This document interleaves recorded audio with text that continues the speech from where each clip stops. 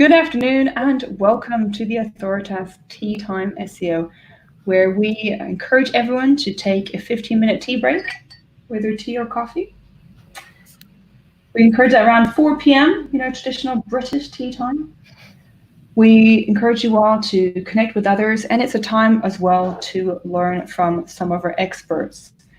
Thank you everyone who has been joining us for all of April. I'm SEO Joe Blogs, and I'm joined by Carrie Shepherd here from Authoritas. And we've got some great audience members already. Christina Azarenko from Marketing Syrup, thank you for coming. We've had a fantastic lineup in April, and we're going to continue this throughout all of May. If you would like to take part in Tea Time SEO, please contact Carrie, and you can take part. We've got some spaces available next week. In the meantime, I'd like to introduce you over to Sarah and Merritt, who will be talking about email marketing and the key things to implement. Over to you, Sarah. Thank you very much, Joe. So, hi guys. I've had the joy of speaking before, so just a quick bit about me. I work for Rescom. We are an e-commerce provider for the airport and venue sector. And as a marketer, I get to work with B2B brands for ourselves, but also through brands of airports, so reaching quite a large audience. And in terms of email marketing, I absolutely love it. I plan it through all the time. It's one of my favorite channels. And the fun fact I think on here is before I became digital, whatever that means, I trained as a youth pastor, and in between as well was a barista, so I can make you a bangin' flat white. And I think it's over to Merritt. Nice. Hello, my name is Maret, best remembered as thinking of amaretto. I think if I give you a bit of an alcoholic reference at the end of the afternoon, then that makes things easier.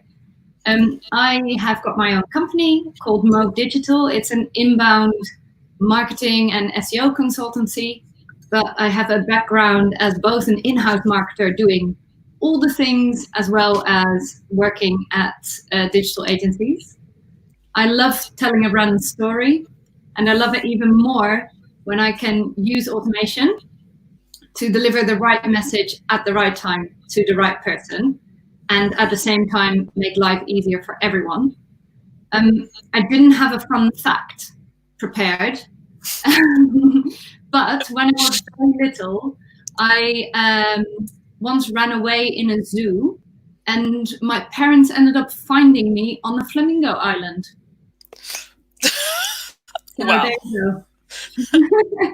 Thank you, Merritt. There's quite a picture, actually. Thank you. Okay, cool. So I think I'm in first with my top tips. I've sort of concentrated on laying a good foundation and then building and nurturing an engaged audience. So the first point is your tech stack and must-haves. So for me, when I choose, or I get to choose a new part of tech, which I do quite like, there's a few things that I will not go without, like I absolutely would not. And the first thing is automation. There is nothing more worthwhile than simple automation as part of your tech stack. And let me tell you why. It saves time for your team, and your community is properly looked after without you having to stress at night about sending out emails and making sure stuff is working correctly and running correctly, because it does it for you. It's like magic. The ROI is really clear on that as well. And then get a really good editor. It needs to be robust. It needs to be easy to use and needs to let you design effectively and quickly, because again, you don't have necessarily 5 hours to put together an email. It needs to be really sort of intuitive to you. Always follow industry best practice and ensure accessibility. And a few of my favorites are HubSpot for information, email on asset as well. And then there is a great tool I introduced Maret to earlier today, and that is BeFree.io. That's B, the buzzy B, free as in be free. .io. That is such a good editor, and their newsletter is worth subscribing to. They've got fantastic ideas and tips. Really just a firm favorite of mine. Then the third point under this one is easy implementation into the website. We all know our good old pop-ups, hosted forms. I would always choose something that I can do myself, where I don't necessarily need much involvement from a developer. Again, that can save you a lot of time. Cool. On to building an engaged audience. So now you have got your tech stack ready. You have also implemented into your website. There is an overarching thing I'd like to say, and that is the numbers game that a lot of people like to play is hurting your strategy more than you think. Because if you have 10,000 people on your email list, it's all good and well, but it doesn't actually tell you much about the community. So choose KPIs that showcase the health and the engagement levels of your audience, because it's more about more than just your number at the end of the day. It's about how they engage. And when and how you ask for sign up also matters. So when you place a pop-up, ask yourself, how engaged is the visitor right now? Is it directly linked to something that they are they're looking at? What language are you speaking on that particular pop-up form? What's your USP? Why should they subscribe? Don't just block the whole page with a massive pop-up that doesn't tell them anything and disrupts their journey. I'm not a fan of that. And I also firmly believe that it's directly linked to the value of the subscriber once they've joined. Then test and try out different ways of getting them to subscribe, and just keep UX and UI really in the center of it all. And then nurturing your community, that comes in with all of the automation. Have a welcome sequence. You would not believe how many brands do not have a good welcome sequence. This is the easiest way to have a quick win. Say hi to them, welcome them, start educating them about your company and what you give to them, and you act on that sort of really positive first sign up. If they sign up and they don't hear from you for a month, you've lost a lot of sort of goodwill in a way, and you could have started off so much better. Then use re-engagement. It's not just important for the good old GDPR compliance, but also it keeps your KPIs strong. Re-engagement means that you get to re-engage literally with those of your subscriber list that might have not been opening your emails, and you might be able to win them back. And if you can't, that's okay too, because you don't want to have just dead weight on your email list. And then celebrate milestones. So use their sign-up-versary. Use a new product launch, give them first dibs on a workshop or webinar. All those are great opportunities to nurture that. And lastly, just start simple, test and test some more, and build what works for you. That's a really important one. And yeah, over to Merritt. Thank you. I was actually taking notes as you were talking. I completely agree that automation is such an undervalued tool that makes life so much easier for marketers like us.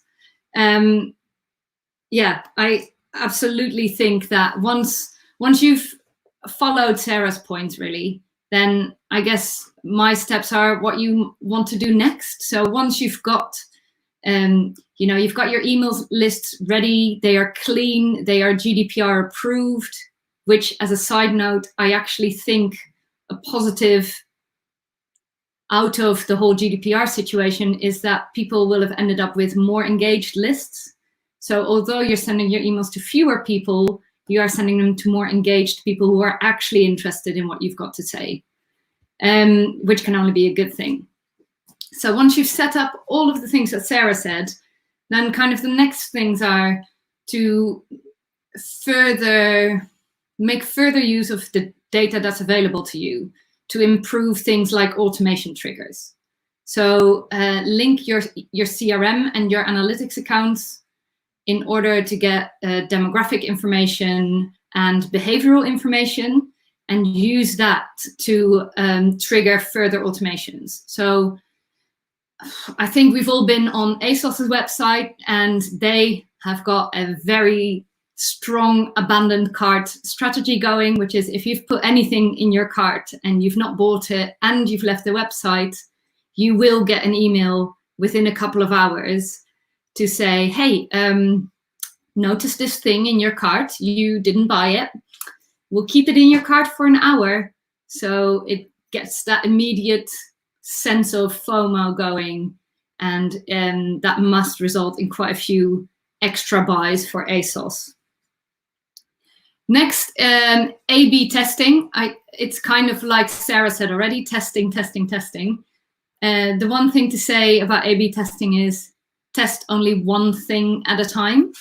So that could be your subject line, your CTAs, but also your imagery or your body copy. So you can try different styles of email and see what resonates better with your audience. But if you test more than one thing at a time, you won't be able to point at what is the thing that resulted in better engagement or conversions. Now, there is A/B testing and looking at the numbers, but there's also just talking to your audience. So ask them what they want in order to create engaging emails and actually engage your audience. Like, what do they want? Do they want to get weekly emails, or would they prefer monthly ones? Do they want to see more of a certain subject rather than another? In the end, your emails are there to, well, they are likely there to serve them and give them information that is interesting and will convince them to potentially work with you or buy your product. And following from that is frequent audits. So I tend to follow a Kaizen model, which is plan, do, review, and improve, which kind of brings all of those things that Sarah and I've just said together, and just helps you continuously improve the user journey for them, but also, like Sarah said, create a flow that works for you. I would like to add a couple of COVID-19 points, kind of as examples. I mean, CEO emails, right? Am I right? Are we all done with them now? I honestly wouldn't, like, I do not care what your CEO wants us to know about coronavirus. And I think this is a very good example of reading the room and understanding what it is that your audience wants. And to be honest, it's not your emails. Another example actually is I recently bought some gin from a really lovely small company called Gin Talog in Wales. And they did something which was not automation. So sure, I got the, yes, you've ordered through the website. That's great. We'll let you know when it's posted email. But then David also sent me a hand-typed email which had no styling to it. It was just, hi, Maret. I really want to thank you for ordering with us today. It does make a difference. And yeah, it made me feel really happy. So it just goes to show that not everything has to be mega stylized in order to get the message across. So yeah, that's it. I think Carrie or Joe wants to come back, I think. Yes, thank you. That was great. So many good tips, actually. I was making some notes, so hence the delay. So we've got some questions for the audience. I'll hand over to Carrie to ask you those questions and comments. Thank you. Great, thank you, Jo. So first we have a question for both of you. What would you consider as email spamming? Yeah, how much do you think is like too much? Ooh, that is a good question. That's such a good. I think it really I know that this is an SEO answer, but I think it depends. Ooh, it depends. Penalty for that one. Yeah, you got to answer it. In there, I know. Well done. Sarah, what do you think? So, I do think there is such a thing as email spamming. I think the whole COVID-19 thing has shown us that. I think, if anything, people don't necessarily make best use of each part of the customer journey. So you gave the example of e-commerce. So we recommend to airports that actually they follow up when somebody's come back from a trip and say, you know, welcome home, you know, again, like acting positive on something that's just happened. And it's funny how many people don't make use of those, but then make a lot of use out of things before they've purchased. So the worst thing I personally find is if I've just bought a Hoover from a high street brand and they still email me about whether or not I want that Hoover or a different Hoover. And I'm like, dude, I've already bought it. Please just map it correctly. And that is, I think, when spamming comes in. So I don't think for B2B, it's so much your monthly newsletter is getting out of hand. Again, it's about what you said, Maret, already, knowing what your customers want. But I know that I've gone through a lot of unsubscribing in the last few weeks just because people just... I was like, people, I can't. This is just, I can't even read your emails. I just need less. So I think it would be good to maybe, if a subscriber has been on your list for a certain amount of time, to ask them, hey there, we're thinking of launching a new newsletter on a Wednesday. It's going to be these types of things. Do you want to receive it, or are you okay with what we're giving you right now? And again, giving them the choice and building on that and being respectful of that, I think would be, I don't know whether I'm answering the question.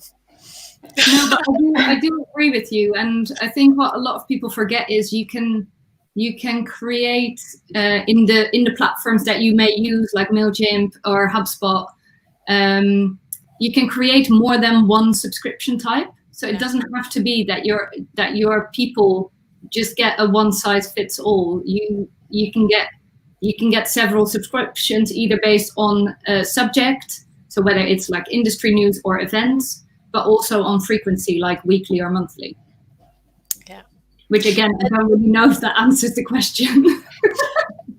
It depends. I think that was good. I really think helpful. Yeah. So we have a question from Anna. How do you convince your clients not to send too many emails? She says it's COVID.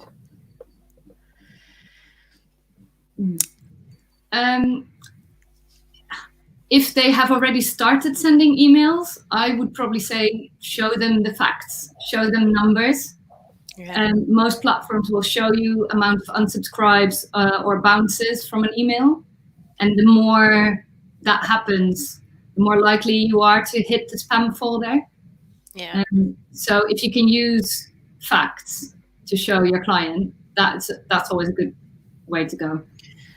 I would also say some clients get really fixated on open rates. Open rate doesn't tell you much. Open rate just tells you, did you write a good subject line? It doesn't actually tell you anything about the actual engagement.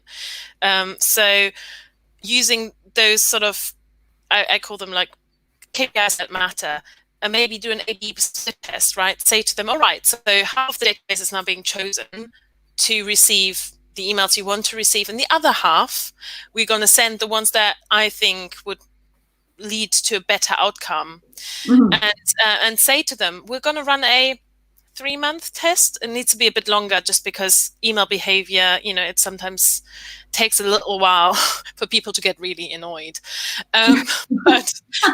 But maybe do that and just say, like, I might be wrong, or because you don't know. I think every email community is so different that, best practice is best practice. But by taking them on the journey and saying, actually, you might be correct, but can we test?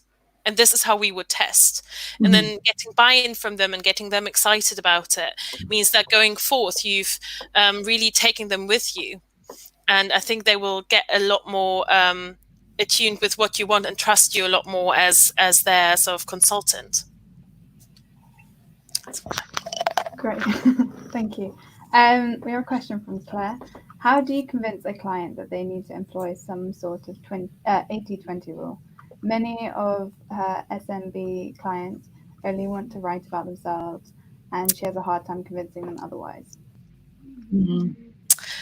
I'm with you there. Oh my goodness, it's so difficult.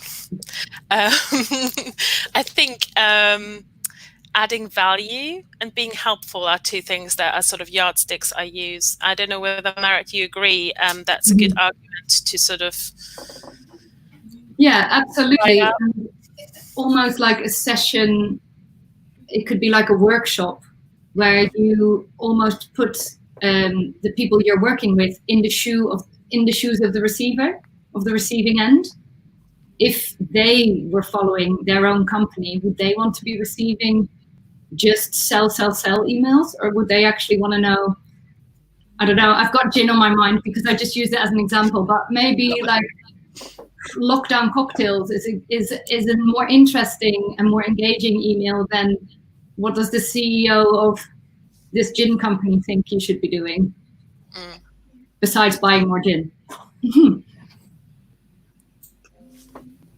Great. So we have another question. Would you recommend some kind of automation to remove inactive users from your subscribers? Oh, yes. Yes. Oh, yeah. If they've not opened your last 25 emails, I don't know how frequently you send them, start them on, I would recommend 3 emails. One of them saying, hey there, you still there? Second one going, this is what's been going on. I think you've missed some stuff. And the third one going, well, yeah, we'll say goodbye because, maybe see you another time. Oh yes, Sarah, the breakup. Sorry. Email, the breakup email. Such a strong way to engage people is, oh wait, what? No, are you taking it away from me? That's not what I wanted. Yeah. Great. I have missed something because I've not opened any of. Oh, technical difficulties. Thank you. So we have another question from Azim. What is the best example of email comms you've seen recently, and what made it stand out from others? Ooh, good question, Azim. I'm really trying to think like a recent one. Well, obviously the gin catalog one. Yeah. I think. So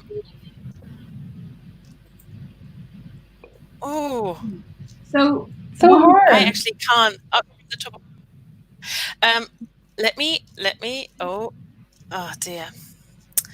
Can we get back to that one because it's a really good question, but right now, I actually can't quite remember. Yeah, I can't think of a specific example, but what I will say, something that really impressed me, and I can't think of the company that did it, but I do remember that I shouted them out on Twitter, so I'll go and find it and share it again, which is, I think, recent enough to count in this category, is this company sends out emails around like special days. They normally do gifts and stuff, like flowers or nice things. But before things like Mother's Day or Father's Day, they send out an email actually saying, like, we understand that maybe you've lost your mom or you might not be on speaking terms. If you want to receive our emails, but not these ones, just let us know. So it gives you an option to sort of filter out things that can be really triggering. I think that was actually one of my favorites as well. I saw that too. Yeah. I think, again, another thing that I also find usually helpful, and that goes into my little ideas folder, is usually things where they just did things really well. And I got an email reminding me of a Twitter chat, for example, or something that was really useful to me, usually makes it into there.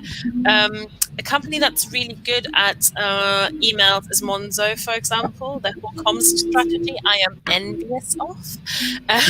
Their emails are usually really on point. And then as a tip, what I would probably do, what I do, is I subscribe to every single newsletter I pretty much can find, and then I have a rule, and it's all sorted because I have to have an inbox 0 at the end of the week. I can't live without that. So, but it means that when I'm ready, I dive into them and I have a look through them and I click through and I engage when I'm ready, and I also get to see sort of what is sort of the industry doing? What are my competitors doing? What are other industries doing that we can adapt? B2C really has got email down, or they spam you. I mean, there is that or that.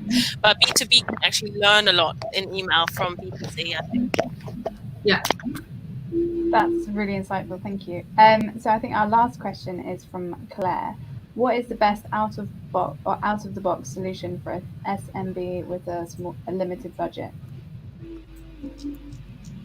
Well,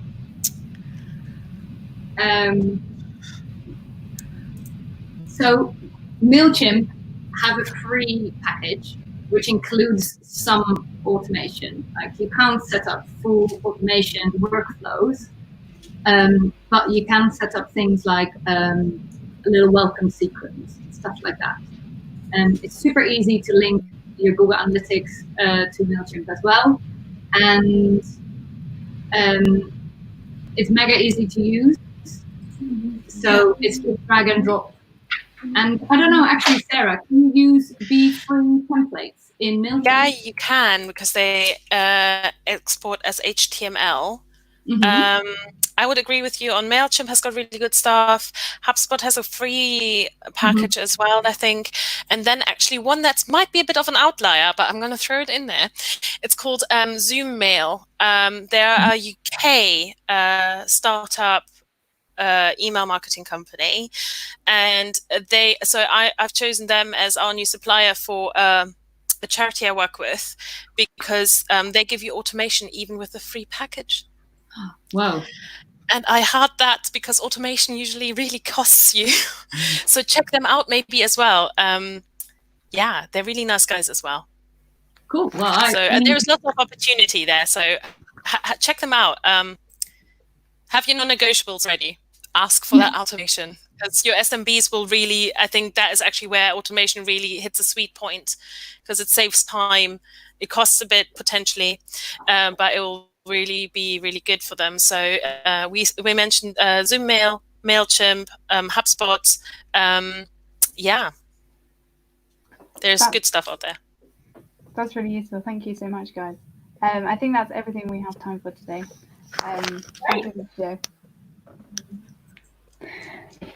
Thank you very much, everyone.